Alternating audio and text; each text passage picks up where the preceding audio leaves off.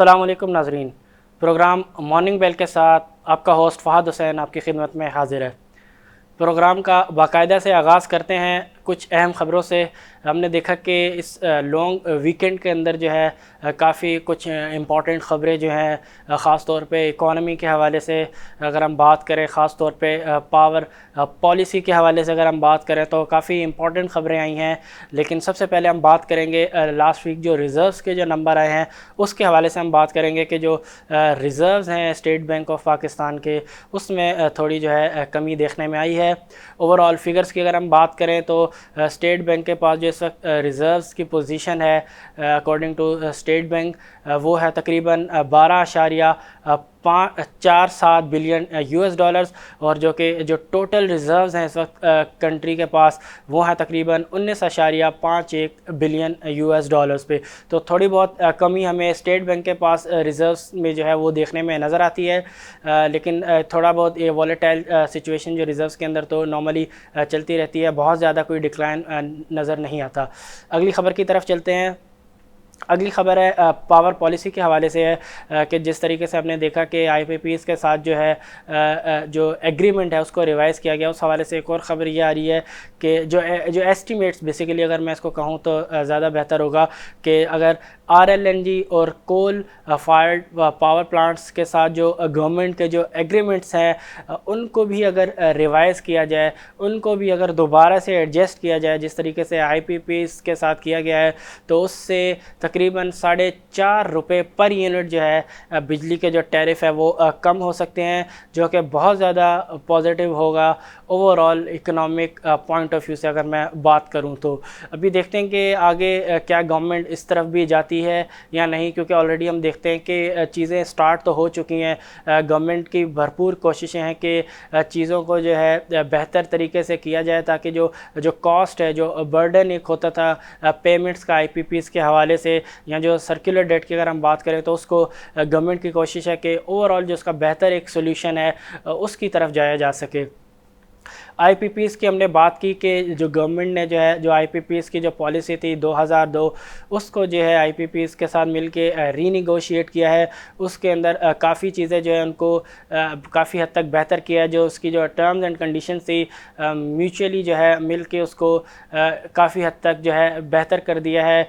उससे कंपनीज़ के लिए भी चीज़ें फ़िलहाल ज़्यादा कोई ऐसा नहीं है कि उनके कोई बहुत ज़्यादा उनको नेगेटिव होगा। मैं समझता हूँ कि एक विन विन सिचुएशन है। गवर्नमेंट भी अपने जो कुछ मकासद थे वो हासिल करने में कामयाब हो गई है, और जो है आईपीपीएस को भी बहुत ज़्यादा उनके रिटर्न्स पे कटौती फ़िलहाल नहीं हुई। लेकिन एक अच्छी एक अप्रोच गवर्नमेंट की तरफ से कही जा सकती है कि एक अच्छा स्टार्ट है कि जो ऐसे जो एग्रीमेंट्स थे जिसकी वजह से इकॉनमी को काफ़ी मसाइल का सामना करना पड़ता था पेमेंट्स के हवाले से अगर हम बात करें, तो उसको जो है गवर्नमेंट अब एड्रेस करते हुए नज़र आती है।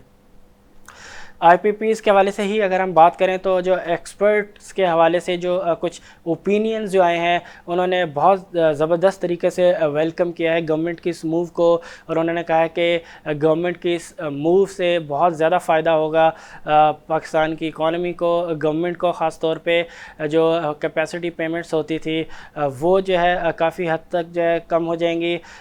सर्कुलर डेट जो है उसमें कमी आ सकेगी, और आइंदा आने वाले सालों में जो पावर के जो टैरिफ्स हैं वो भी काफ़ी हद तक कम हो जाएंगे। तो चीज़ें काफ़ी मुस्बत नज़र आती हैं, जिसको जो है जो अनबाइज जो व्यू आ रहा है एक्सपर्ट्स की तरफ से वो भी इस चीज़ की निशानदेही करते हुए नज़र आते हैं। अगली हम बात करेंगे कुछ प्रोडक्शन के हवाले से, कुछ सेल्स के हवाले से। हमने लास्ट टाइम हमने बात की थी कि ऑटो सेक्टर के हवाले से जो कार की जो सेल्स थी वो उसके अंदर हमने देखा कि कोविड-19 के बाद जो है जिस तरीके से सिचुएशन बेहतर होते हुए नज़र आती है, उसी तरीके से हमें जो ऑटो सेल्स हैं, जो कार की जो सेल्स हैं, उसके अंदर भी अब हमें रीबाउंड होता हुआ नज़र आ रहा है। आज हम बात करेंगे कि जो मोटरसाइकिल्स और जो 3 व्हीलर्स के जो नंबर्स हैं उसके अंदर भी ज़बरदस्त ग्रोथ हमें नज़र आती है।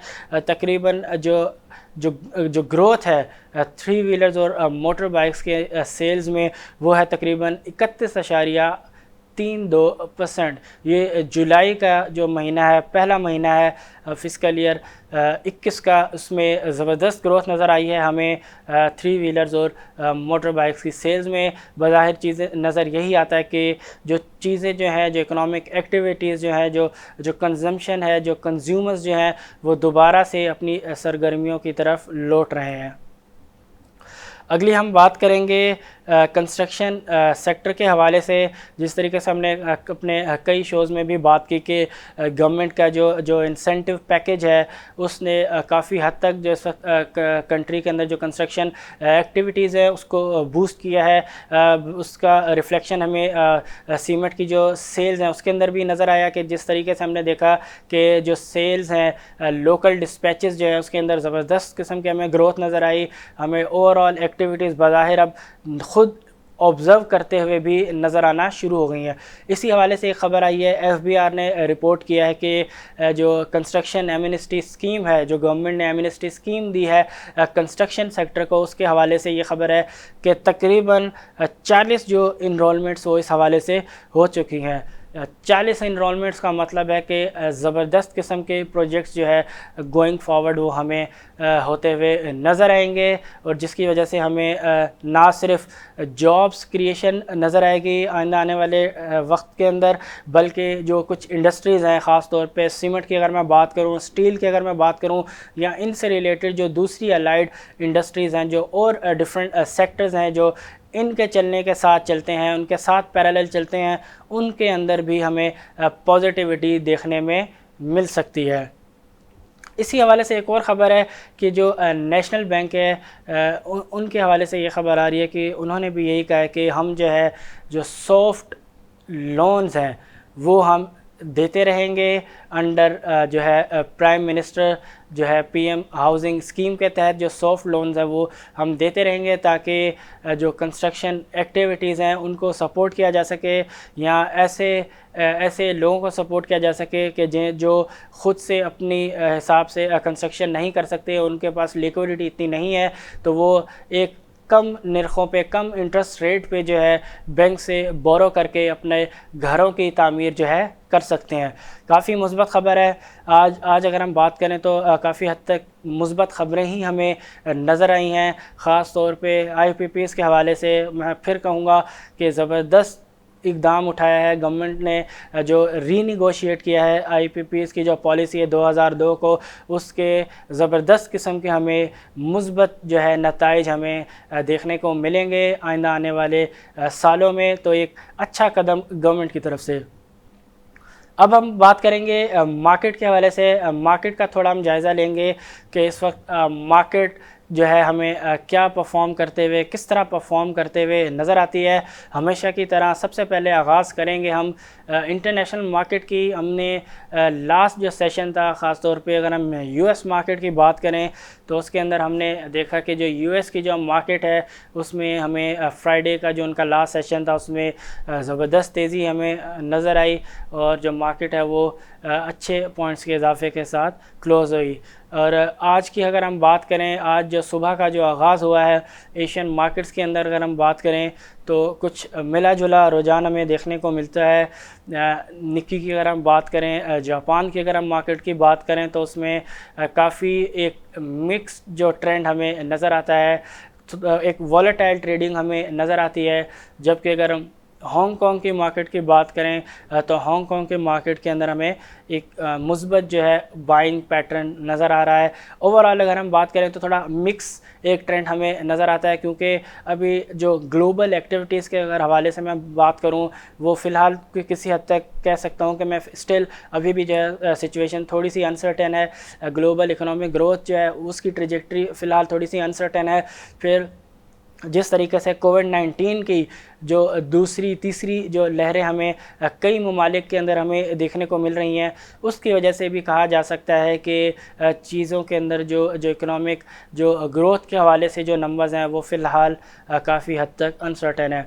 मैं बात करूँ ऑस्ट्रेलिया की, अगर मैं बात करूं तो हमने देखा कि ऑस्ट्रेलिया ने इनिशियली काफ़ी हद तक काबू पा लिया था कोविड-19 के ऊपर, और जो केसेस की तादाद है वो काफ़ी हद तक कम थी, और कहा यही जा रहा था कि ख़ास तौर पे ऑस्ट्रेलिया और और न्यूजीलैंड के हवाले से कि इन्होंने ज़बरदस्त जो है पॉलिसी अपना के कोविड-19 को अपने मुल्क के अंदर इंटर उस तरीके से होने ही नहीं दिया।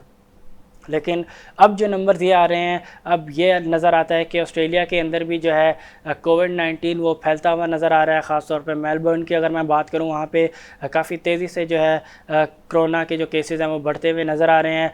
फिर मैं न्यूजीलैंड की अगर बात करूँ तो न्यूजीलैंड के अंदर अब दोबारा से केसेस जो है वो आना शुरू हो चुके हैं। यूएस की अगर मैं बात करूँ, बड़ी मईशत की अगर मैं बात करूँ, वहाँ पर हम देखते हैं कि दोबारा से जो कैजुअलिटीज़ हैं, जो डेथ्स के जो नंबर्स हैं कोविड-19 की वजह से, वो काफ़ी हद तक बढ़ते हुए नज़र आते हैं। केसेस की तादाद हमें बढ़ते हुए नज़र आ रही है, जिसकी वजह से जो गैर यकीनी की जो सूरत हाल है इकोनॉमिक ग्रोथ को लेके, वो फ़िलहाल बढ़ते हुए ही नज़र आ रही है। इसके अलावा जो ट्रेड डिस्प्यूट्स हैं, जो बड़ी मईशतें हैं, यूएस की मैं बात करूँ, मैं चाइना की बात करूँ, मैं इंडिया की बात करूँ, जो 3 बड़ी जो दुनिया की मईशतें हैं, इनके आपस के जो डिस्प्यूट्स हैं, वो लैंड डिस्प्यूट्स हों या ट्रेड डिस्प्यूट्स हों, वो फ़िलहाल रिज़ॉल्व होते हुए नज़र नहीं आते। और डेफ़िनेटली कहीं ना कहीं ये भी जो है इकोनॉमिक एक्टिविटीज़ को नेगेटिवली इम्पेक्ट करते हुए नज़र आते हैं। लोकल मार्केट की मैं बात करूं तो हमारी market Pakistan stock exchange equity जो है KSE 100 इंडेक्स की अगर मैं ख़ास बात करूं, बेंचमार्क इंडेक्स की, तो ज़बरदस्त परफॉर्मेंस हमें नज़र आ रही है। काफ़ी बेहतर पोजीशन हमें नज़र आती है अपनी मार्केट की, अगर हम उसको कंपेयर करते हैं अपनी रीजनल मार्केट्स के साथ या दूसरी ग्लोबल मार्केट्स के साथ, तो पाकिस्तान की मार्केट काफ़ी हद तक मुस्तहकम नज़र आती है और काफ़ी मुस्बत नज़र आती है। काफ़ी ख़बरें हमने देखा कि पिछले हफ्ते भी जो है इकोनॉमिक पॉइंट ऑफ व्यू से काफ़ी मुस्बत ख़बरें आई। मोडीज़ के हवाले से अगर हम बात करें तो उन्होंने जो उनका जो आउटलुक था रेटिंग के हवाले से, वो स्टेबल आया, काफ़ी मुस्बत था। और काफ़ी हद तक FATF के हवाले से मैं बात करूं तो उस पर जो गवर्नमेंट और अपोजिशन जो है उनके दरमियान जो है वो बहुत बेहतर तरीके से मामला हल होते हुए नज़र आ रहे हैं। और जो FATF से रिलेटेड जो कई बिल्स हैं वो पास होते जा रहे हैं। बज़ाहिर नज़र ये आता है कि ग्राउंड जो है गवर्नमेंट काफ़ी हद तक अब कंप्लीट कर रही है, उसको सेट कर चुकी है कि जब FATF का नेक्स्ट जो सेशन होगा, जो मीटिंग होगी, उसके अंदर गवर्नमेंट की भरपूर कोशिश होगी कि पाकिस्तान को जो है FATF में ग्रे लिस्ट से निकाल कर वापस वाइट लिस्ट में लाया जा सके। तो ये वो कुछ फैक्टर्स हैं जो बज़ाहिर नज़र आता है कि मार्केट को काफ़ी इस वक्त मुस्बत रखे हुए हैं। बाइंग की अगर हम बात करें तो हमें कुछ डिफरेंट सेक्टर्स के अंदर बहुत ज़बरदस्त हमें बाइंग नज़र आती है। ख़ास तौर पे मैं बात करूँगा सीमेंट सेक्टर की, बात करूँगा स्टील सेक्टर की, ऑटो सेक्टर की, जो डायरेक्ट बेनिफिशरीज़ हैं लो इंटरेस्ट रेट के, और डायरेक्ट जो गवर्नमेंट ने जो इंसेंटिव्स दिए हैं सेक्टर्स को ताकि जो एक्टिविटीज़ हैं उनको भरपूर तरीके से बहाल किया जा सके, उन सेक्टर्स के अंदर हमें ज़बरदस्त किस्म का इन्वेस्टर्स का जो इंटरेस्ट है वो नज़र आता है। मार्केट 40,000 की जो नफसियाती हद है उससे ऊपर ट्रेड कर रही है, मार्केट ने सस्टेन करते हुए नज़र आती है। साइकोलॉजिकल लेवल 40,000 का जो इंडेक्स है उसको अब देखते हैं कि क्या मार्केट जो है अपना जो नेक्स्ट टारगेट है 41,000, उसको कितनी जल्दी जो है अबूर करने में कामयाब होती है। चीज़ें काफ़ी हद तक मुस्बत नज़र आती हैं। हमने देखा कि मार्केट जो है अपने आप को अब इंट्राडे एडजस्ट भी करते हुए नज़र आती है। हमने लास्ट जो सेशंस था जो उसकी अगर मैं बात करूं तो तकरीबन मार्केट के अंदर हमने देखा कि प्रॉफिट टेकिंग नज़र आई और मार्केट जो है तकरीबन 180 पॉइंट्स ज़ायद की गिरावट के साथ जो है मनफी जोन में क्लोज़ हुई। तो ऐसा है कि मार्केट जो है अपने आप को अपना जो बुलिश जो ट्रेंड है उसको जो है एडजस्ट भी कर रही है और अपने जो लेवल्स हैं उनको जो है कंसोलिडेट भी करते हुए नज़र आती है। अब देखेंगे कि आज जो है मार्केट किस तरीके से परफॉर्म करती है, आया वो फर्दर जो है अपना जो बुलिश जो ट्रेंड है उसको एडवांस करती है या फ़िलहाल इन लेवल्स को और मजबूत करती है और यहाँ पे कंसोलिडेशन को कंटिन्यू रखती है। तो ये तो था आज तक के लिए। इंशाल्लाह कल आपसे फिर मुलाकात होगी, तब तक के लिए मुझे दीजिए इजाज़त। अल्लाह हाफ़िज़।